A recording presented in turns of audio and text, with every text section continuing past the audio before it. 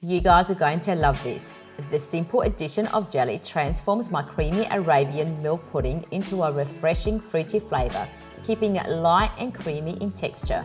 It's so easy to make and looks so impressive when served with a mango coulis, topped with crunchy katafi pastry and garnished with those vibrant pistachios. It's a fuss-free dessert. It can be prepared ahead of time dessert, and it is a delight for any special celebration dessert. So let's get cooking. First thing first, pudding needs to set in the fridge. Grease the moulds with some oil. Now combine all the pudding ingredients in a saucepan on medium heat and bring to a boil, whisking continuously. Whisking ensures no lumps here. This may take some time, 7 to 10 minutes, but be patient.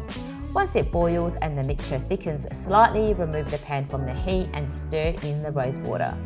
I prefer to pour the pudding into a jug for better control and less mess, but that's completely up to you. Pour the milk jelly mix into moulds or whatever you're using. I love these fancy moulds from Amazon, but you can use anything.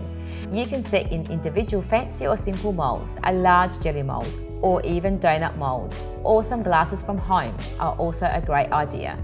Set aside to cool, then pop it into the fridge for at least 6 hours to set. To serve this dessert, you will need two simple elements, the katafi pastry and the mango coulis. So let's preheat the oven to 180 degrees and make the katafi. Loosen the strands of the katafi pastry, then tear into chunks and place into a food processor.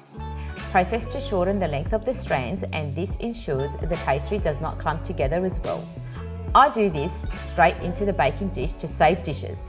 Add the icing sugar to the pastry and pour the melted ghee over the pastry.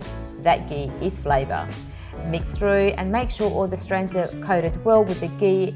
Pop it into the oven for approximately 15 minutes. You're looking for a nice deep golden colour. For the mango coulis, strain the mango and you may want to reserve a few of those wedges for garnishing.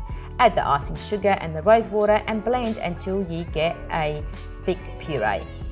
If you reserved mango wedges, then heat a griddle pan until very hot and char the mango wedges on both sides. To serve, apply a small pool of mango coulis to the plate, not too much to avoid overwhelming the dessert with too much sauce. Remember, you can always drizzle some on top. The best way to remove the dessert from the moulds is to gently use your hands and move the pudding from around the edges of the mould. Then tip it upside down. Voila! Place that milk pudding mould on top of the mango coulis, top with a generous handful of the crunchy katafi and garnish with coarsely ground pistachio. Yum! This pudding will last up to 4 days in the fridge, but keep it separate from the other elements.